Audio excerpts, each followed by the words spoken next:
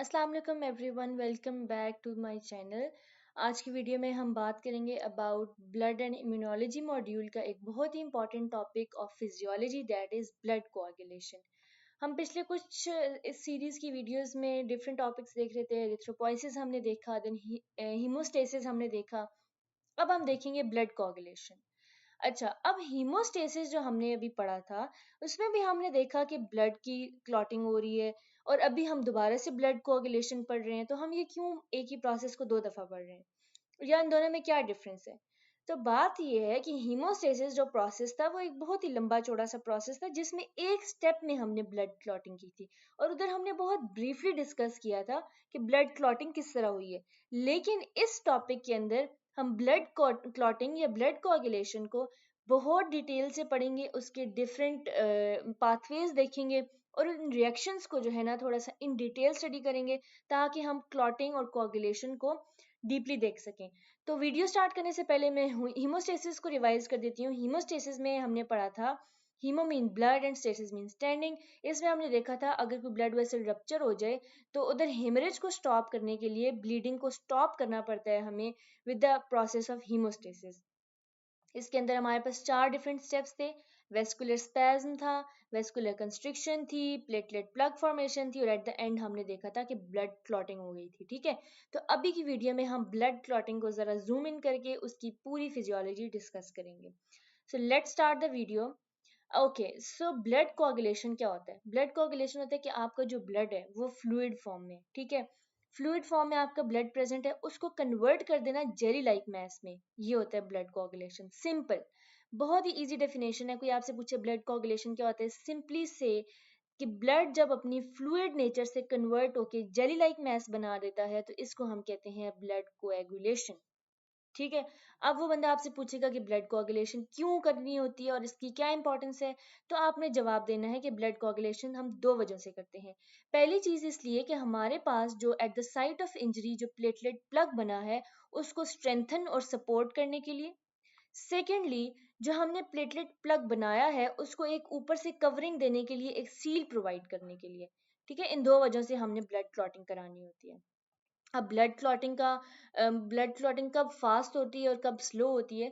तो अगर हमारे पास कोई इंजरी हो गई है, लेट सपोज जहाँ पे इंजरी हो गई है, ब्लड लीकेज हो रही है, ठीक है, कोई ट्रॉमा हो गया, अगर तो वो ट्रॉमा बहुत स्वेयर है, ठीक है, बहुत स्वेयर है और बहुत ज्यादा ब्लड निकल रहा है, तो हमने क्लॉटिंग बहुत फास्ट करानी है। और इसी तरह अगर ट्रॉमा माइनर है, और मतलब थोड़ा सा ब्लड निकल रहा है, कुछ ज्यादा बड़ी बात नहीं है, तो क्लॉटिंग थोड़ी थोड़ी स्लो स्लो प्रोसेस जो है वो चलता रहता है, और एज अ रिजल्ट क्या होता है, ब्लीडिंग स्टॉप हो जाती है।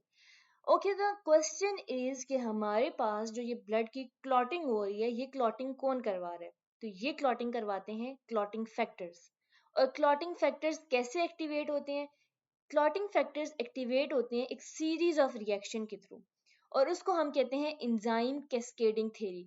कैस्केडिंग का मतलब ही ये होता है कि स्टेप बाय स्टेप एक्टिवेशन। ठीक है, एक चीज एक्टिवेट होगी, वो जाके अगले को एक्टिवेट करेगी, वो जाके अगले को एक्टिवेट करेगी। ठीक है, जैसे हम चाइनीज विस्पर खेलते हैं, एक बंदे के कान में कोई चीज विस्पर की जाती है, वो अगले को ट्रांसफर करती है, वो अगले को ट्रांसफर करती है, मतलब एक पूरा प्रोसेस चलता है। ठीक है, इसी तरह एंजाइम कैस्केडिंग थ्योरी में भी यही होता है कि एक क्लॉटिंग फैक्टर एक्टिवेट होता है, वो अगले को एक्टिवेट करता है, वो अगले को एक्टिवेट करता है। इस तरह करते करते जब सब क्लॉटिंग फैक्टर्स एक्टिवेट हो जाते हैं, तो वो जाके क्लॉटिंग का प्रोसेस कंप्लीट करते हैं और ब्लीडिंग को स्टॉप कर देते हैं।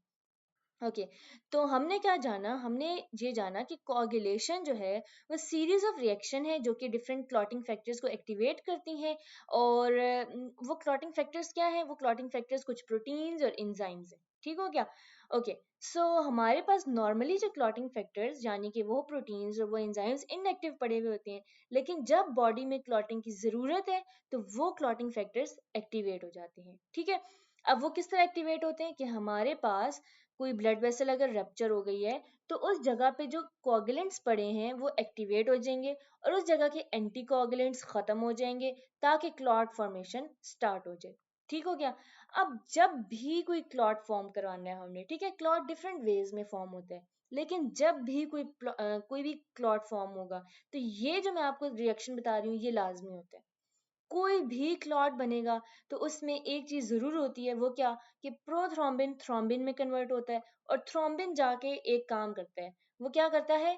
वो फाइब्रिनोजिन को फाइब्रिन में कन्वर्ट करता है, ठीक है, फाइब्रिनोजिन इनएक्टिव फॉर्म है, ठीक है, उसको फाइब्रिन में कन्वर्ट कर दिया जो कि उसकी एक्टिव फॉर्म है।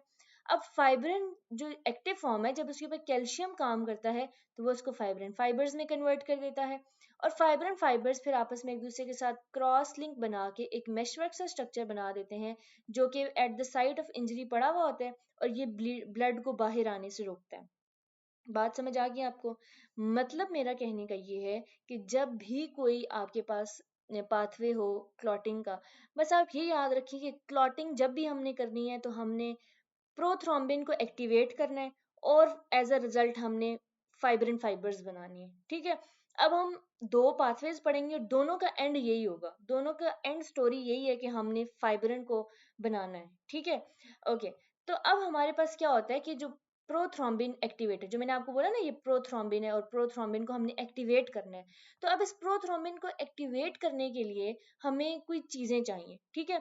अब ये प्रोथ्रोम्बिन कब एक्टिवेट होता है? या तो आपकी वेस्कुलर वॉल, ब्लड वेसल की वॉल में ट्रॉमा आ गया है, या आपके ब्लड में कोई ट्रॉमा है, या फिर आपका कोई डैमेज एंडोथेलियल वॉल है, ठीक है। तो अब दो तरीकों से प्रोथ्रोम्बिन का एक्टिवेटर, मतलब अब देखिए ये प्रोसेस हमने कराना है क्लॉटिंग के लिए, लेकिन इस प्रोसेस को कराने के लिए हमें सबसे पहले प्रोथ्रोम्बिन को एक्टिवेट करना है। तो प्रोथ्रोम्बिन दो तरीकों से एक्टिवेट हो सकता है, ठीक है। वो दो तरीके कौन से हैं? एक है हमारे पास इंट्रिंसिक पाथवे, और एक है हमारे पास एक्सट्रिंसिक पाथवे। अब दोनों में डिफरेंस क्या है? इंट्रिंसिक पाथवे हमेशा तब होगा जब आपकी हमारे ब्लड के अंदर कोई डैमेज होगा, ब्लड के अंदर कोई ट्रॉमा है, ठीक है। और एक्सट्रिंसिक पाथवे तब होगा जब वेस्कुलर वॉल यानी कि ब्लड वेसल्स के अंदर या सराउंडिंग टिश्यूज के अंदर कोई ट्रॉमा होगा, ठीक है। लेकिन एट द एंड जाके करना हमने वही है, हमने फाइब्रिन को बनाना है, ठीक है। ओके, सो अब होता क्या है, मैं आपको ये पूरा पाथवे बताती हूँ। ये हमारे पास क्या पाथवे है? अब इस पाथवे में क्या है कि जब भी आपके पास ब्लड में कोई ट्रॉमा हुआ है, ठीक है, और ब्लड का ट्रॉमा मैंने आपको क्या बताया था, ब्लड ट्रॉमा जब भी हो तो इंट्रिंसिक पाथवे है, ठीक है। तो मतलब ये कि अभी हम इंट्रिंसिक पाथवे पढ़ने वाले हैं, इसके बाद हम एक्सट्रिंसिक पाथवे पढ़ेंगे, ठीक है। तो इंट्रिंसिक पाथवे में क्या होता है कि जब भी ब्लड के अंदर कोई ट्रॉमा हुआ है तो हमारे पास जो हमारा क्लॉटिंग फैक्टर 12 है वो कन्वर्ट होके अपनी एक्टिवेटेड फॉर्म में चला जाएगा। हमने एक क्लॉटिंग फैक्टर को एक्टिवेट कर दिया। अब ये क्लॉटिंग फैक्टर जो 12 है एक्टिवेटेड, ये जाके 11 को एक्टिवेट कर देगा, ठीक है। 12 ने जाके 11 को एक्टिवेट कर दिया, और इस दौरान हमें काइनिनोजेन्स और हमें और क्या चाहिए था, प्री कैलिक्राइंस जो भी है, ठीक है, ये हमें जरूरत था for activation of clotting factor 11। अब हमने क्लॉटिंग फैक्टर 11 कर लिया एक्टिवेट, तो ये जाके क्लॉटिंग फैक्टर 9 को एक्टिवेट करेगा और इसके साथ कैल्शियम भी यूज करेगा। अब मैं आपको बताऊं कि हमारा जो प्रिंस क्लॉटिंग फैक्टर है ना वो 10 है, मतलब 10 को एक्टिवेट करना सबसे ज्यादा मुश्किल है, इसके नखरे सबसे ज्यादा है, इसको सबसे ज्यादा चीजें चाहिए अपने आप को एक्टिवेट करने के लिए। एक तो क्लॉटिंग फैक्टर 9 चाहिए इसको, एक इसको चाहिए क्लॉटिंग फैक्टर 8, ठीक है, एक्टिवेटेड क्लॉटिंग फैक्टर 8 और 9, इसके साथ साथ कैल्शियम, ये सारी चीजें मिलके 10 को एक्टिवेट कर देती हैं, ठीक है। और जब 10 एक्टिवेट हो जाएगा तो ये जाके प्रोथ्रोम्बिन एक्टिवेटर को एक्टिवेट करेगा, ठीक है, और इस दौरान क्लॉटिंग फैक्टर 5 भी चाहिए। और प्रोथ्रोम्बिन जब हमारे पास एक्टिवेट होगा तो वो क्या करेगा, प्रोथ्रोम्बिन को थ्रोम्बिन में कन्वर्ट कर देगा। प्रोथ्रोम्बिन एक्टिवेटर क्या करेगा, प्रोथ्रोम्बिन को थ्रोम्बिन में कन्वर्ट कर देगा। और फिर वही सारी स्टोरी है, कॉमन पाथवे जो मैंने आपको बताया था, जब थ्रोम्बिन बन जाएगा तो वो फाइब्रिनोजन को फाइब्रिन क्लॉट में कन्वर्ट करेगा और वो फिर क्रॉस लिंक फाइब्रिन मेशवर्क बना देगा। बात समझ आ गई आपको? अब इसके अंदर माइनर डिटेल्स को हम देखते हैं। माइनर डिटेल्स इसकी ये हैं कि हमारे पास इसके जितने भी स्टेप्स हैं उन सब में हमें क्लॉटिंग फैक्टर 4 लाजमी चाहिए, और क्लॉटिंग फैक्टर 4 मींस कैल्शियम, ठीक है। हर स्टेप में हमें कैल्शियम चाहिए एक्सेप्ट फर्स्ट स्टेप, ठीक है। फर्स्ट स्टेप को छोड़ के बाकी हर स्टेप में हमें कैल्शियम चाहिए। Let me revise this for you. Clotting factor 12 convert होके एक्टिवेटेड क्लॉटिंग फैक्टर 12 बनाते हैं, वो जाके आगे एक्टिवेट करता है क्लॉटिंग फैक्टर 11 को, 11 जाके 9 को, 9 जाके 10 को, और लेकिन 10 के लिए हमें क्लॉटिंग फैक्टर 8 भी चाहिए। और जब 10 एक्टिवेट हो जाएगा तो ये प्रोथ्रोम्बिन एक्टिवेटर को एक्टिवेट करेगा और वो प्रोथ्रोम्बिन को थ्रोम्बिन में कन्वर्ट करेगा, थ्रोम्बिन जाके फाइब्रिनोजन बनाएगा, फाइब्रिनोजन जाके फाइब्रिन क्लॉट बनाएगा, और एट द एंड वो क्रॉस लिंक्ड फाइब्रिन बनाएगा। और इस पूरे प्रोसेस में हमें कैल्शियम हर स्टेप में चाहिए except for the first step. ये था हमारे पास इंट्रिंसिक पाथवे। अब कभी ये होता है कि अगर हमारे पास ये क्लॉटिंग फैक्टर्स ना हो, आप अपनी कॉमन सेंस से सोचें, क्लॉटिंग फैक्टर का काम है ब्लड को क्लॉट कराना। अगर क्लॉटिंग फैक्टर नहीं है तो ब्लड क्लॉट नहीं बनेगा, जब क्लॉट नहीं बनेगा तो बहुत ज्यादा ब्लीडिंग होगी। ठीक है, इस डिजीज को हम कहते हैं हीमोफीलिया। ठीक है, हीमोफीलिया में यही होता है, ब्लीडिंग डिसऑर्डर होता है, बहुत ज्यादा ब्लीडिंग होती है क्योंकि क्लॉटिंग फैक्टर्स नहीं होते तो क्लॉटिंग नहीं हो पाती। ठीक हो गया।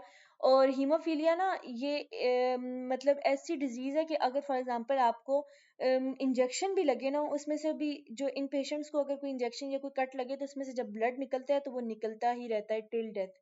ठीक है, वो ब्लड सारा उनका निकल जाता है क्योंकि ब्लड क्लॉट ही नहीं होता। हमारा तो एक पिन लगे हमें और ब्लड अगर निकल रहा है थोड़ी देर बाद वो खुद ही बंद हो जाता है क्योंकि वहाँ क्लॉटिंग हो जाती है। तो अगर क्लॉटिंग ना हो तो बहुत ज्यादा ब्लीडिंग होना शुरू हो जाए। ठीक है, हमेशा ब्लीडिंग जारी ही रहे। अच्छा, अब हीमोफीलिया के केस में क्या होता है कि दो केसेस हम देखते हैं। या तो अच्छा, हीमोफीलिया ना हमेशा तब होगा जब हमारे पास इस तरह की कंडीशन हो। Let me show you. मतलब हीमोफीलिया दोनों रिसेसिव फॉर्म में हो। ठीक है, दो जिसके जीन्स हों तब जाके हमारे पास हीमोफीलिया होता है। अगर एक जीन है तो हमारे पास सिर्फ वो कैरियर होते हैं लेकिन अफेक्टेड नहीं होते। ठीक हो गया। और ये एक्स के ऊपर ये जीन प्रेजेंट होता है, मैं भी आपको बताती हूँ। अब लेट सपोज एक फादर है वो नॉर्मल है, ठीक है, लेकिन मदर हीमोफीलिया की कैरियर है, येलोमीन कैरियर। ठीक है, येलोमीन के उसके अंदर ये स्मॉल एच मौजूद है। ठीक है, अब मदर कैरियर, जब हमने उनका पनेट स्केयर बनाया तो हमारे पास हमें क्या पता चला कि इनके जो है ना एक बच्ची के अंदर इनका हीमोफीलिया कैरियर है। ठीक है, एक तो डॉटर हीमोफीलिया कैरियर है और एक सन के अंदर ये वाला जो एक्स आया है, जो मदर जो कैरियर वाला एक्स था, जब वो सन के अंदर आया तो अब इस सन को हीमोफीलिया होगा क्योंकि वाई के ऊपर तो हीमोफीलिया काउंट ही नहीं होता। ठीक है, उसके ऊपर तो कैरेक्टर है ही नहीं, लेकिन एक्स के ऊपर है। और यहाँ पे ये एक्स के कोई ऑपोजिट चीज नहीं है जो उसको डोमिनेट करे, तो अब सन को हीमोफीलिया होगा। इसी तरह अगर फादर हीमोफिलिक है और मदर नॉर्मल है तो फादर की दोनों बेटियों को हमारे पास हीमोफीलिया कैरियर्स होंगी। ठीक है, लेकिन कोई भी बच्चा टोटली हीमोफिलिक नहीं होगा। अच्छा, अब हीमोफीलिया हो तो क्या सिम्टम्स होते हैं? जाहिर सी बात है, कॉमन सेंस की बात है, ब्लीडिंग बहुत ज्यादा होती है। जब नोज ब्लीडिंग होगी, स्वेलिंग हो जाती है, पेन होता है उनको बहुत ज्यादा और लार्ज ब्रूजेस बनना शुरू हो जाती हैं। ठीक है, जख्म वगैरह। अब हीमोफीलिया की तीन टाइप्स हैं, hemophilia A, hemophilia B and hemophilia C. ठीक है, अब ये डिफरेंट क्लॉटिंग फैक्टर की बेस पे है। अगर क्लॉटिंग फैक्टर 8 का डेफिशिएंसी है तो हीमोफीलिया ए होगा, अगर 9 की डेफिशिएंसी है तो बी होगा और अगर 11 की डेफिशिएंसी है तो सी होगा। ठीक है, और ये आगे जाके क्या कॉज करेगा? X link recessive haemophilia cause करेगा, ये भी एक्स लिंक रिसेसिव और ये ऑटोजोमल। मतलब ऑटोजोमल में हमारे पास क्रोमोसोम क्लॉटिंग फैक्टर 11 इन्वॉल्व होता है और बाकी दोनों में 8 and 9। So that was all about the intrinsic pathway। और अभी हम नेक्स्ट वीडियो में बात करेंगे about the extrinsic pathway of blood coagulation। So see you in the next video। तब तक के लिए थैंक यू वेरी मच, अल्लाह हाफिज़। और अगर आपका कोई भी क्वेश्चन है या फीडबैक है तो आप उसको कमेंट सेक्शन में ज़रूर शेयर कीजिएगा। तो थैंक यू वेरी मच, अल्लाह हाफिज़।